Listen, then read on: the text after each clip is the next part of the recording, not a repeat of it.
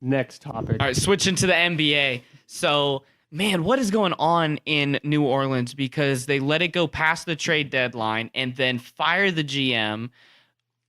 I'm starting to be under the impression that they never actually made that ludicrous offer to, or the Lakers never made that ludicrous offer, that it was just leaked and it was never actually that good. That was a story. They said something about the Pelicans they were just trying to take offers so they could leak them, so they could be a distraction to everybody else. They were a distraction to their own team. I mean, that team is horrible now, and they still have Anthony Davis. Right. Contractually, they're not set up for success because they got Drew Holiday for 3 years, $77 million, which is not a good deal for like this point of his career.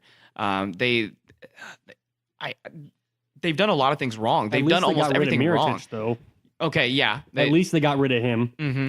But Gail Benson kind of took a look at what happened before the trade deadline, took a look at what Magic Johnson is saying, and thinking why didn't we trade this guy? And so now I have the feeling that they are going to trade him at the first given possibility this summer, which makes me think Boston's really in the running, especially with what Anthony Davis said today. It was today or yesterday at All-Star Weekend. He said Boston. He said he never said he wouldn't sign long-term with Boston. So he did the double negative to kind of leave the door open. But I can think, here's what I'd do if I was Boston. I would say here's Jalen Brown, Gordon Hayward, and the Grizzlies' first round pick. You get potential with Jalen Brown. You get a leader. You get someone.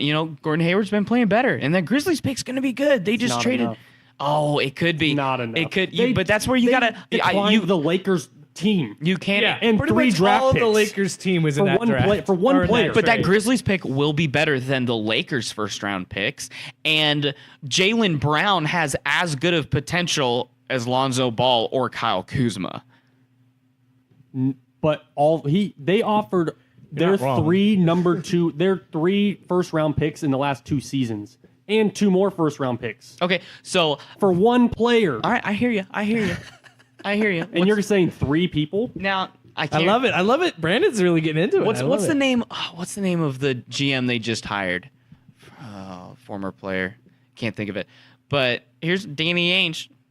I hear him say that. Now here's what Danny Ainge says back. Okay, all right, I hear you. So Gordon Hayward, Brown, Grizzlies pick, and Clippers pick.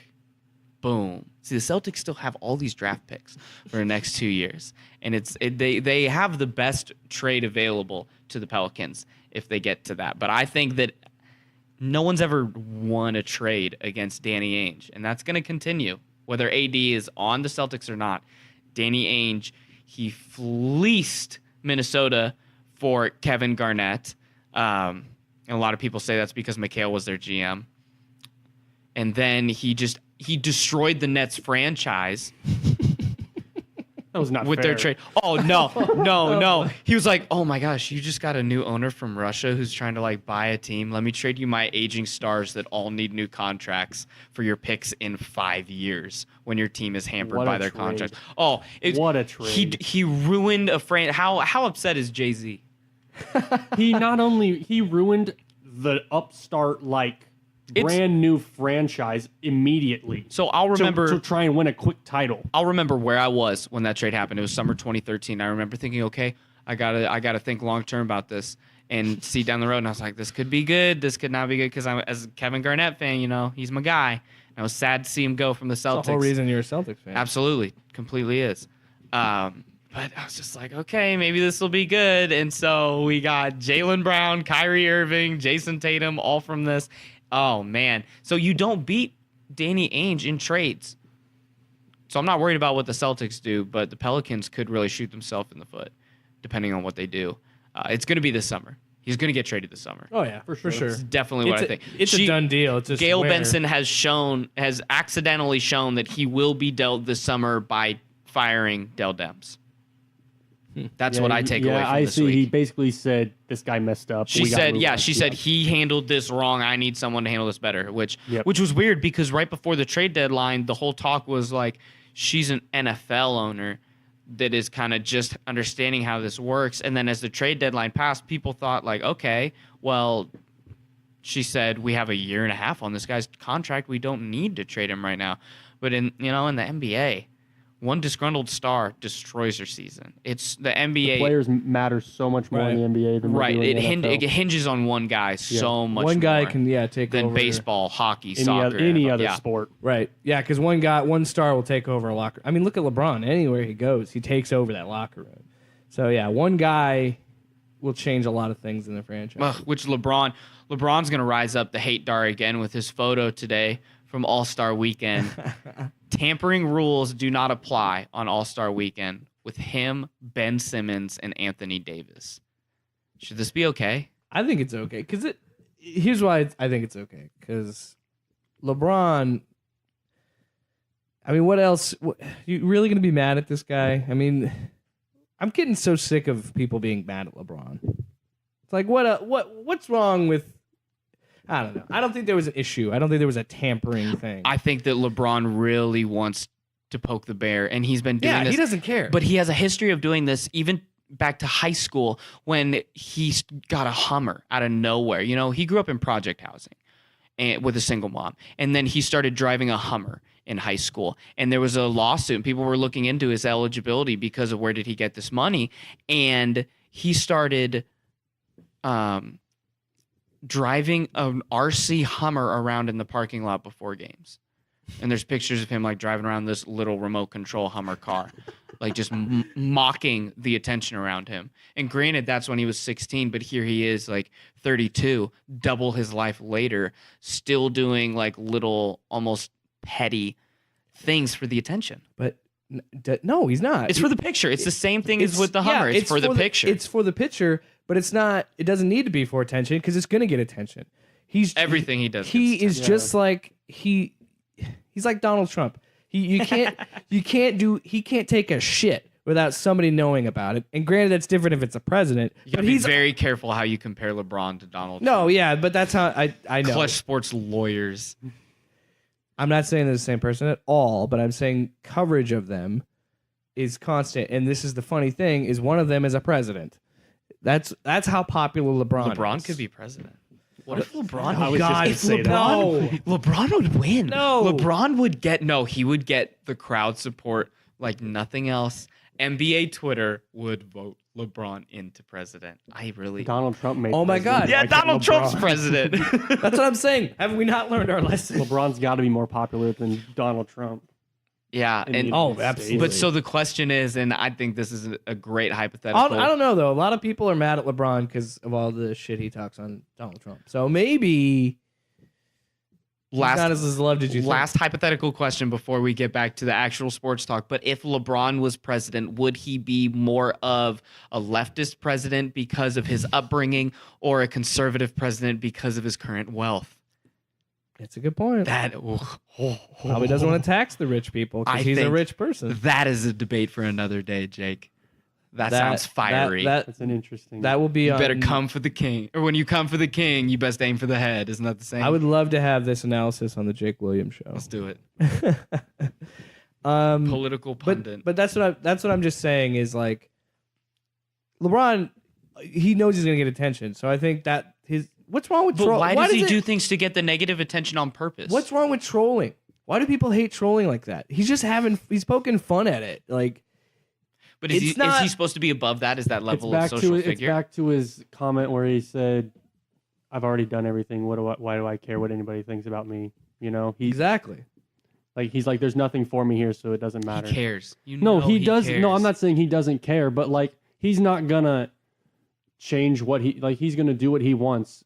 And if somebody doesn't like it, that's just how it is. Like it or not, LeBron James is in a majority of people's Mount Rushmore of basketball players. So, if he doesn't, if you have you don't, a bias. If you don't, he's not in your top four. I'm going to say, if you don't think in my opinion, you're a Lakers fan. If he's not in your top four, you don't think and now he's in the top two, right? Well, he is the great. You're lying to yourself. I think I could bring you a few devil's advocate arguments for LeBron not in top two all time. I think I could do like a Wilt Jordan. Wait till his career's over. What if he wins a championship in LA? Is your perception change? No, I think that LeBron is going to do it. LeBron's going to be like Tiger, where once he's retired, everybody loves him. Like Jordan, But I wouldn't say that about Tiger. LeBron's people probably are mad at LeBron's Tiger. LeBron will eventually own an NBA team. Right. I think so. They've come around to it. He will own an NBA team. He'll own the Cavaliers is what's going to be. Oh yeah, he's gonna. The writing's on the wall. He's going to buy it from Usher. You think he'll be an owner, not a coach? No, he will not. I can see him as a coach. He'll be like MJ. He'll be an owner. He's a mogul though. He wants more money. He's a business guy. It's like Magic. Why do you think he went to LA? Probably because he's like, I'm tired of going back and forth from my beach house, and this is towards the end of my career. Why not play with the most popular team in the NBA? The NBA is the easiest sport where former players have success as GMs because they really understand like all the sides of it. Like there are so many more successful GMs in the NBA that are former players, like Danny Ainge, Kevin McHale for a bit, Magic Johnson. Do you think he'd take Magic's job? Or do you think he would be the Cavaliers? No, I think that LeBron. He's a legend there. There's LeBron no is more of a forge his own path kind of guy, and so at that point I in would his say, career, I could see what him about Brooklyn? Cavs. What about? I can see that too. What about New York? I could see Brooklyn and the Cavs more than I could see the Knicks. Well, I just mean I don't really see him going back to Cleveland now that I really think about that. He'll go back to at Cleveland this point. So to stay in Southern California, Clippers. Who is the guy that could? Steve Ballmer's not giving up that team that he just bought for $2 billion. That's a good point. He loves it. He's one of my favorite owner fans. Steve Ballmer's great. He cries. He literally cries when he's happy enough. He's one of those guys that his passion bucket is full. And he loves it. But here's what's going to happen. Who is one of the few people in the world that could talk to Adam Silver and say, here's why you put a team in San Diego. It's my team. It's successful. It's me. People will come. It's Southern LA. It's LeBron. It's LeBron. 3. It's LeBron. San Diego. I really think that San Diego could have a successful NBA team, especially if you have somebody like LeBron in charge. You're veering into a different episode. Yeah, I am. I really am. You're veering into it. I think I'll build that. I'll build it. Well, here's a bigger question. Do you think Magic was tampering with all that stuff with New Orleans? Oh, everybody tampers in the NBA. They're all texting each other. That's why I don't think it's a big deal. The NBA is they millionaires. Each other. The NBA is millionaires playing an AAU circuit. That's what the NBA is. When it really comes down to it, it's millionaires playing AAU that are tradable. That's really, honestly, they all know each other. They've all been playing with each other since they were 14. We're just at that era of basketball where if you are one of the top 20 guys in your grade, you know each other. You've been playing against each other on a national level. McDonald's All-Americans right away. Exactly. Even if you're not even there's international tournaments. U16. There's U16 America teams. Doug McDermott and Harrison Barnes were teammates on the Ames High School team and on the American high school team. When they were playing together. So these guys really do know each other. That's why. So it's hard to really find a tampering rule. Right. So they've been friends forever. So you really have to enforce it when it's a GM and not a player to player, because Draymond has come out and said, I was texting Kevin Durant from the minute after the final saying, this is why we need you. He said that. So is that tampering? Or is that friendship? Though. That's after the season, though. Yeah. He's arbitrary. He's not in contract. I agree. It's hard to after the season. He's not in contract. Contracts year round. You're telling me that I guarantee you there's things in their contract saying they can't go skateboarding and shit like that. No, and there is. Contract is year round. But it's over. His contract was over. But I think it's not that. Okay, so he's a free agent. I hear you saying that. His contract had ended. It's not like I'm not saying. Now I understand. Pat Mahomes has a deal in his contract where he can't play basketball anymore. That's funny. That's in a lot of people's contracts though. They can't play other sports. You got to protect your assets. Yeah. Mm-hmm. I agree. I don't think that tampering could be a thing because, like you were saying, these players know each other. Like the NBA is very competitive on the court, but a lot of these guys are friends and they're always talking. I like each that other. there are some real millennial rivalries starting between some like the Lakers. The young Lakers really don't like Gary Harris and what's his name, the other guard in Denver. And they really don't like each other. And Russell Westbrook is out saying that he's happy that he's blessed with the ability to not give a fuck. He said that. And who did he get into it with? Like a center. It wasn't Embiid. It was somebody. Might have been Portland center. Like last week. But I like that the NBA, they are friends, but there is some real not friendliness showing up between Yeah. some guys that I want to see moving forward get back to like 80s basketball. That Celtics 76ers could get. Yes. I could see that becoming something, I like especially with Embiid. Guys, just his I like- personality. Tobias Harris was a really good piece for them to add. Watching how he has played with them, he's very fluid. He's accepted his role on the team. That team is scary. Can I Celtics in 6. Can I pitch an idea to you? Okay. Can I pitch an idea to you? We build on these rivalries because we need more of this in sports. And maybe this is just me being a Regional rivalries. We're going to talk about it for college football. Maybe it's just me being a kid growing up with WWE in my house. But I want to see more like WWE style promos these guys are cutting on each other. Like post game interviews, we need to make them more entertaining.